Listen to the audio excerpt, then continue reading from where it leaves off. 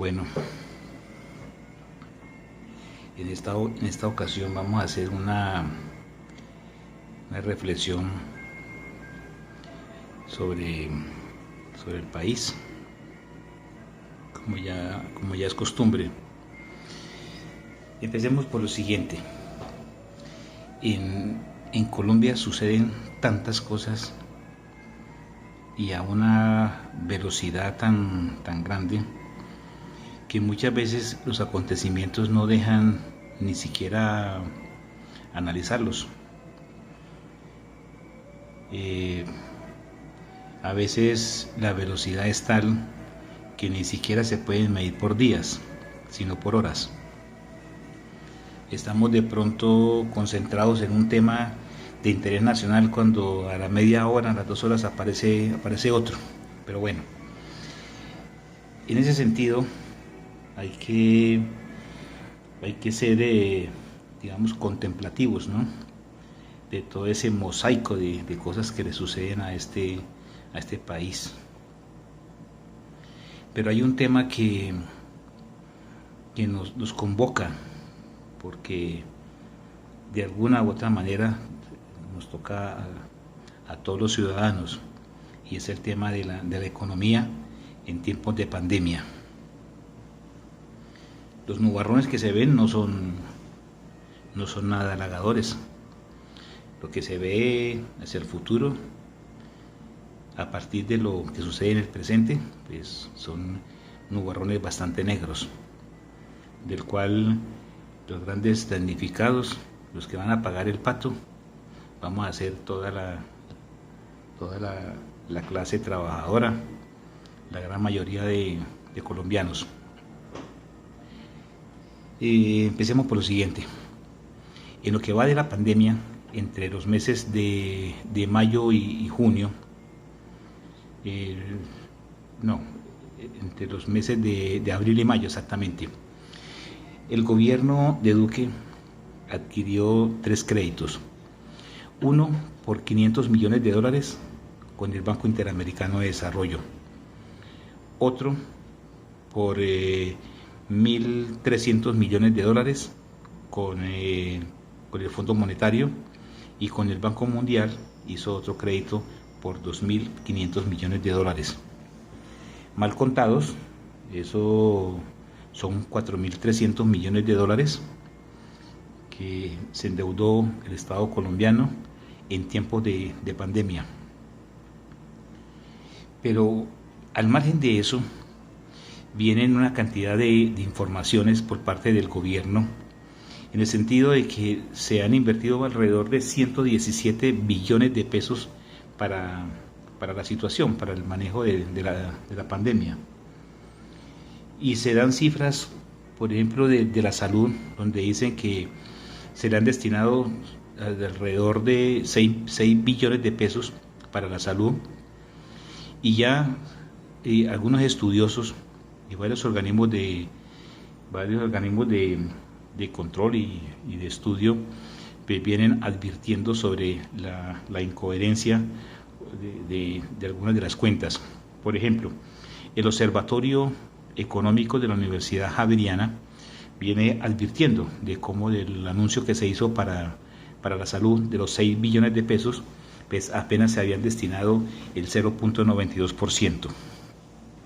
Senadores como Roy Barreras también han saltado las alarmas, anunciando del descuadre, en el sentido de que el dinero no aparece. Recientemente también salió un video de otro ciudadano, creo que es un abogado de la ciudad de Cúcuta, donde sacaba unas cuentas muy aritméticas. Decía, bueno, si se han gastado 117 billones de pesos y somos alrededor de 50 millones de habitantes, quiere decir que a cada uno le está correspondiendo más o menos 2.300.000 pesos, incluidos ahí los estratos 4, 5 y 6. Es decir, de los beneficiarios harían parte incluso hasta Sarmiento Angulo, Ardila Lule y el mismo Duque. Bueno, la pregunta es, ¿dónde está la plata? ¿Dónde está? Porque esos 117 billones de pesos de acuerdo a la realidad, pues eso no encaja. Pero bueno, pero hay un tema que es un tema que es supremamente grave, y es el decreto el 811 del 4 de junio del 2020. ¿Por qué es grave ese decreto? Simple y llanamente porque es el poder que se autoconfiere el presidente de la República para disponer del patrimonio público.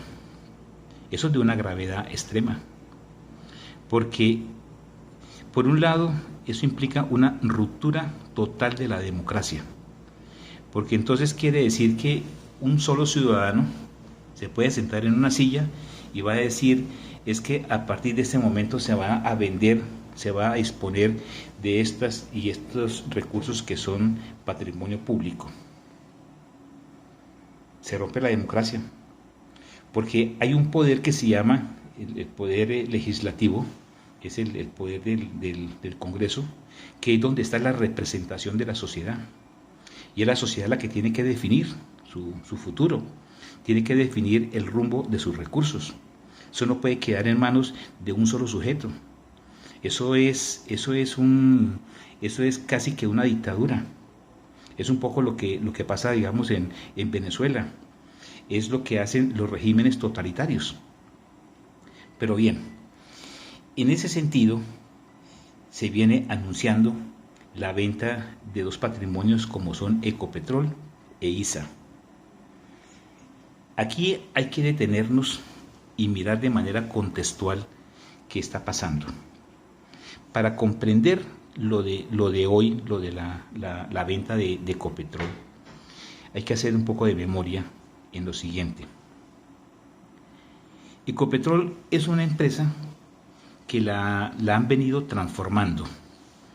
Es un patrimonio que lo han venido diversificando, por decirlo de alguna manera, para, en la medida en que la van fracturando, poder echarle mano a pedacitos.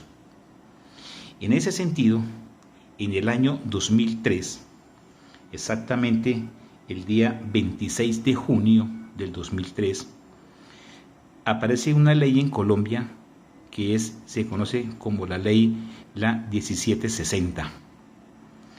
Esa ley es la que crea la Agencia Nacional de Hidrocarburos, la ANH. Resulta que Ecopetrol, en su estructura primaria, su estructura original, Ecopetrol tenía el control, el manejo de todos los campos de producción. Al sacar ese decreto, Ecopetrol pierde el control, pierde el manejo de los campos de producción. ¿Y saben ustedes quién firmó ese decreto? Y quien lo dude, simplemente abra Google y búsquese decreto 1760 del año 2003. Ese decreto lo firmó Álvaro Uribe Vélez y Alberto Carrasquilla, ministro de Hacienda. Pero curiosamente pasó algo también grave en el mismo año, y es que en el mismo año 2003 el campo de Caño Limón, que se conoce como la concesión de Cravo Norte, Álvaro Uribe Vélez le entrega a perpetuidad el campo de Caño Limón a la OTSI. Muchos estudiosos, entre ellos el profesor Vanegas, ilustre ingeniero de petróleos, gran investigador, ha calificado como uno de los actos más indignos de la historia de Álvaro Uribe Vélez. Es de lo más humillante para la nación de lo que haya podido haber hecho este gobernante, haberle entregado a la OTSI a perpetuidad. Lo repito, pues si de pronto no me hice entender, a perpetuidad el campo de Caño Limón le fue entregado a la OTSI en el año 2003 por Álvaro Uribe Vélez. Y ese campo debía de haber revertido para Ecopetrol en el año 2008. Entonces, 5 años atrás se adelantaron y le entregaron a la OTSI ese campo. Después viene otro asalto, y ese ocurre con lo que se llama la ley, la 1118, que esa tiene fecha en las páginas del Congreso del día 27 de diciembre del año 2006. Esa ley, ¿en qué consistió? Básicamente fue cambiarle la estructura jurídica de Ecopetrol. Entonces la convierten en una empresa de economía mixta para poder competir, para poder entrar a la bolsa de valores. Es decir, para poder participar en el capital accionario. Eso lo hacen en el 2006, y en el 2007 se viene la primera venta de acciones y venden el 10% de Ecopetrol. ¿Y saben ustedes quién firmó la ley 1118 del 27 de diciembre del año 2006? La firmó Álvaro Uribe Vélez, presidente, Alberto Carrasquilla, ministro de Hacienda. Y ahora nos encontramos con el decreto, con el 811, que lo firma, se podría decir que Álvaro Uribe Vélez, a través de un tercero, que es el inepto de Iván Duque. Eso lo firmaron el 4 de junio. ¿Y quién está detrás de ese decreto? Nuevamente Alberto Carrasquilla. Entonces quiere decir que aquí hay un autor intelectual de sangre de la economía del país. Hay un autor intelectual de la muerte del patrimonio público. Puede ser Alberto Carrasquilla como ministro de Hacienda, como economista, y el cómplice puede ser Álvaro Uribe Vélez, o autor intelectual Álvaro Uribe Vélez y cómplice Alberto Carrasquilla. De todas maneras, el orden de los factores no altera el producto, ¿no? Dicen las leyes matemáticas. Bueno, cuando uno contextualiza esta serie de medidas que se han venido haciendo alrededor de Ecopetrol, uno inevitablemente se ve abocado a hacer una metáfora en este sentido. ¿Qué hace una banda de maleantes cuando están preparando un asalto? Lo primero que hacen es el trabajo de inteligencia y comprar las armas para asaltar un banco o una joyería. Luego mirar la salida de escape, la salida de huida, ¿cierto? Y entonces, ¿qué hace el maleante cuando ya está en el banco o en una joyería? Lo que hacen es que en el menor tiempo posible lograr echar la mayor cantidad de dinero en las tulas o la mayor cantidad de joyas. Esa es la lógica de una banda de maleantes. En el menor tiempo posible echar la mayor cantidad de dinero o de joyas en las tulas. Esa metáfora la traigo a colación porque lo que uno encuentra en este momento es que exactamente esta banda de maleantes que está gobernando a Colombia es lo que vienen haciendo. Nos endeudaron con 4.300 millones de dólares. Y el payaso el inepto de Duque, no sale sino todos los días a hablar de tapabocas, hablar de jabón, hablar de limpieza, distanciamiento social, de plan piloto, y etcétera, y etcétera, y etcétera. Pero mientras mantienen engatusada a toda la población con el miedo de la pandemia, que nos mantienen a todos totalmente encerrados e enclaustrados, al margen de eso, están llenando sus tulas, o las tulas de los extranjeros. Y digo que es una pandilla de maleantes las que nos están gobernando, porque no hay derecho a que de esa manera estén disponiendo del patrimonio público, de un patrimonio que nos corresponde a todos los ciudadanos, un patrimonio como ISA, un patrimonio como Ecopetrol, que ha sido hecho a pulso, que ha sido hecho con trabajo, con inversión, con recursos de todos los colombianos, para que un solo sujeto, un solo individuo se siente y diga que va a vender eso, no hay derecho a eso.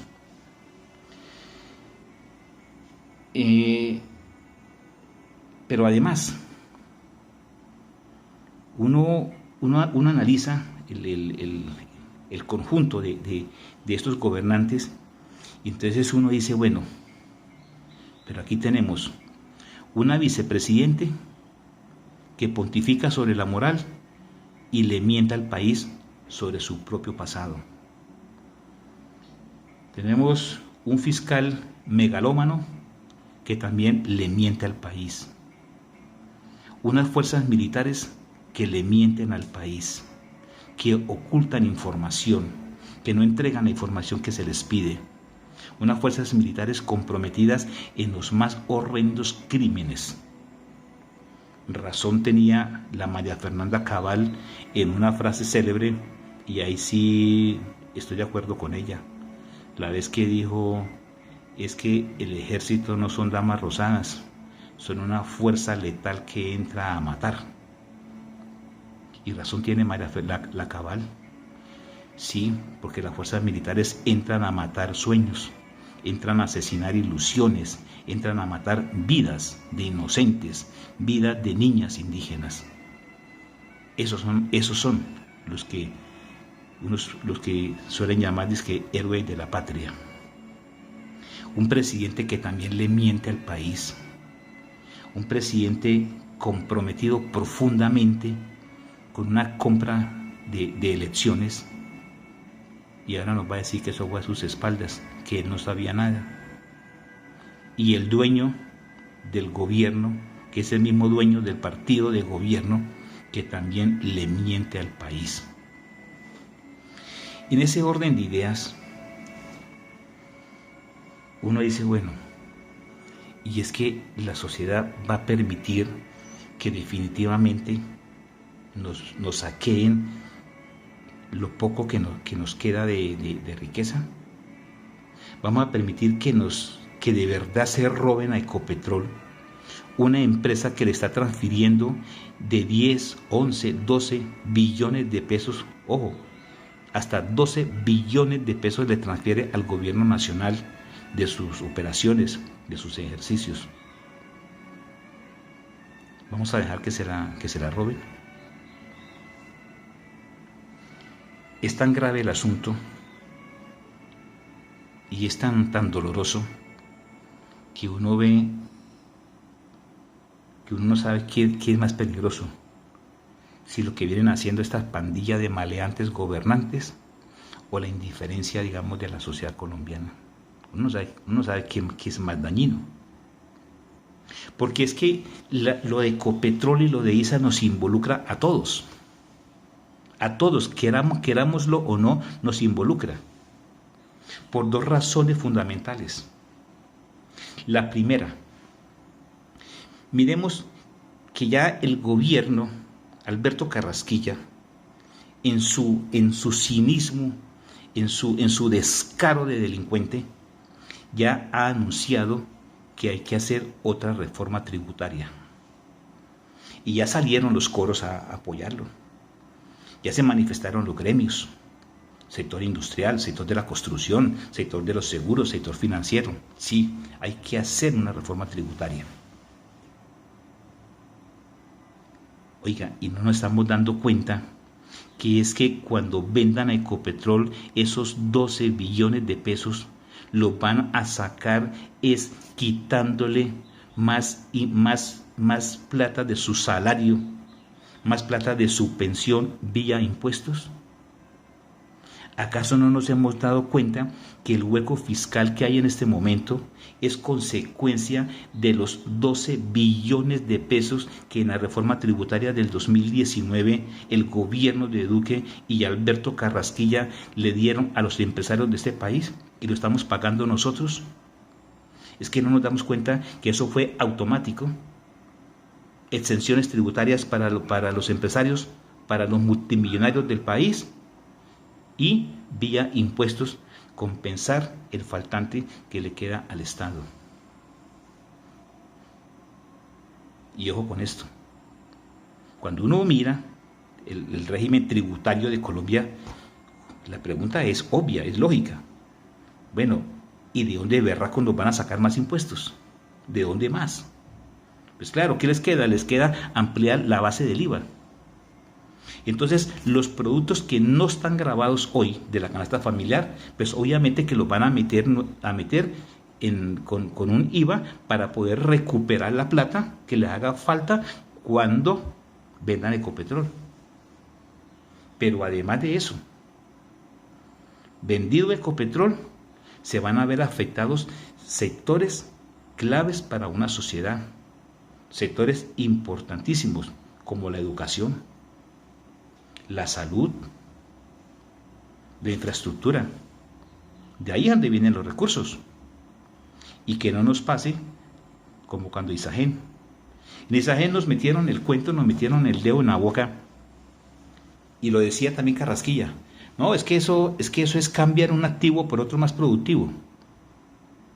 Entonces, los únicos pendejos, el único país para el cual no le era rentable el control de las generadoras de energía fue Colombia.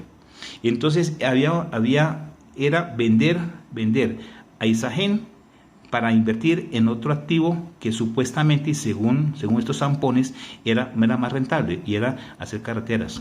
¿Y dónde están? ¿Dónde están?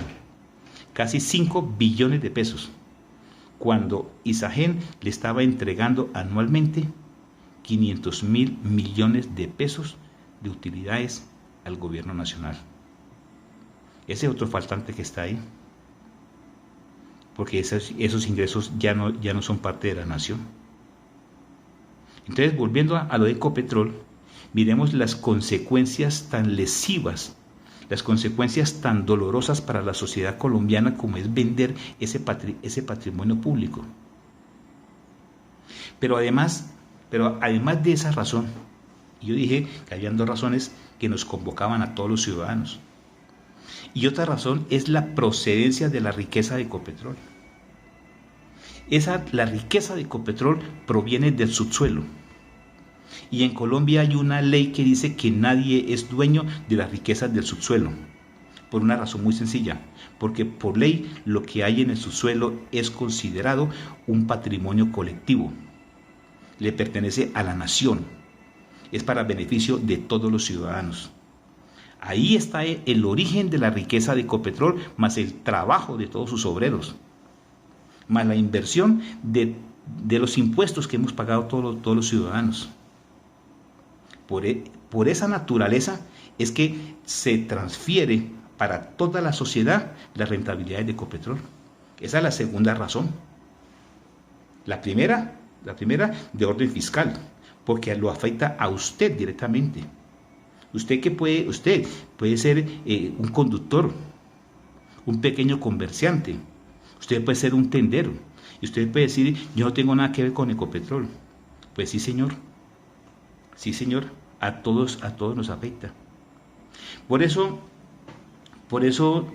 yo creo que debemos tener una mirada contextual en este tema, porque debemos revisarla y darnos cuenta cómo lo que está pasando con Ecopetrol, lo que están haciendo con Ecopetrol son los mismos que vendieron a Telecom, son los mismos que acabaron con los ferrocarriles nacionales, son los mismos que vendieron la salud en Colombia. Es que es una pandilla. Es que son unos maleantes completos que están destruyendo a este país. Y el Matarife, el jefe de la banda. Y ese proyecto, ese modelo de sociedad que nos están imponiendo, ese modelo lo están defendiendo a sangre y fuego. Esa es una verdad, esa es una realidad. Eso es lo que explica el asesinato diario de tantos líderes sociales. Es un modelo de una extrema derecha recalcitrante, de una extrema derecha inhumana, voraz, que pretende arrasar con todo el país. Es que si estos miserables pudieran vendernos a nosotros como ganado para convertirnos en esclavos en otros países, lo harían. Lo harían. De eso es capaz María Fernanda Cabal. De eso es capaz Paloma Valencia. De eso es capaz el Matarife. Ese es el Estado que tenemos nosotros. Ahora bien, uno encuentra en las redes sociales una gran manifestación de apoyo. Y entonces uno escucha audios, escucha videos de senadores de la República, de centrales obreras, sindicatos, movimientos sociales que en constante apoyo a la gloriosa Unión Sindical Obrera, a los trabajadores del petróleo, para defender este patrimonio. Bienvenidas todos esos mensajes de apoyo, todos esos saludos solidarios, pero nos estamos quedando cortos, y muy cortos, porque es que el tema de la defensa del patrimonio público no se puede quedar simplemente en el escenario de un simple plantón, de una simple marcha. Tenemos que ir mucho más allá de una simple marcha. La situación es tan difícil, es tan desafiante para la sociedad, que no nos queda más alternativa sino ir construyendo unos escenarios, unas medidas que de verdad detengan esta voracidad de esta extrema derecha que está acabando con el país. Si usted dimensiona lo que significa vender a Ecopetrol y que de la mano nos están anunciando ya la próxima reforma tributaria, si usted se da cuenta, si usted dimensiona lo que nos están diciendo, en el sentido de que lo que le va a faltar al Estado en materia de recursos económicos se lo van a sacar a usted de su plato de comida, de la educación de sus hijos, de su vivienda. Si usted comprende eso, va a entender que una de las pocas salidas que nos están quedando es que como sociedad nosotros empecemos a construir una idea, y es que nos organicemos para que decretemos lo que yo he venido llamando: hay necesidad urgente de que esta sociedad colombiana haga lo que el Congreso no ha sido capaz. Cuando Alberto Carrasquilla fue llamado al Congreso de la República para que respondiera por los bonos del agua, uno de los desfalcos más grandes, uno de los atracos más indolentes que le han hecho a los pueblos más pobres de Colombia, cuando en el Congreso la oposición trató de lograr la muerte política del arquitecto de la debacle económica del país, Alberto Carrasquilla, eso no se pudo hacer, porque se unieron el Centro Democrático, el Partido de la U, Cambio Radical, Partido Conservador y el ala gavirista del Partido Liberal, y hundieron la censura, la moción de censura que en el Congreso se iba a hacer. Entonces, lo que el Congreso en Colombia no es capaz de hacer, nos toca aquí hacerlo a nosotros los ciudadanos. Lo que la democracia representativa históricamente no ha sido capaz de asumir, no ha tenido la grandeza de tener la dignidad de sacar de la política a todos los delincuentes, tenemos que hacerlo la ciudadanía. Y los ciudadanos tenemos que prepararnos para ir construyendo, óigase bien, el decreto de la muerte política del Centro Democrático, de Cambio Radical, del Partido de la U y de esos partidos tradicionales que no han hecho sino gobernar y traicionar a toda la ciudadanía. La muerte política del uribismo tenemos que construirla en las urnas. Allá es donde debemos apuntar. Pero la venta de Ecopetrol no puede pasar impune. La venta de ISA no puede quedar impune. Estos desgraciados, estos maleantes gobernantes tienen que pagar mínimo con la muerte política de sus partidos, de sus líderes. Esa es la situación. Así están las cosas. Ese es el desafío que esta clase nos está planteando y esta sociedad debe reaccionar. Si la sociedad no reacciona, si para usted le es indiferente lo que hagan con Ecopetrol, si para usted le es indiferente lo que hagan con ISA, como ya lo hicieron con Isagen, como ya lo hicieron con Telecom, entonces prepárese para que trabaje más y pague más impuestos. Entonces, prepárese para que se pueda cumplir el gran sueño que tienen estos bandidos. Lo que acaba de hacer el viceministro de la vivienda, lo de la famosa hipoteca a la inversa, nos están llevando a que pasemos de el quédate en casa al quédate sin casa. No hay derecho a que haya tanto bandidaje en este país. Esa es.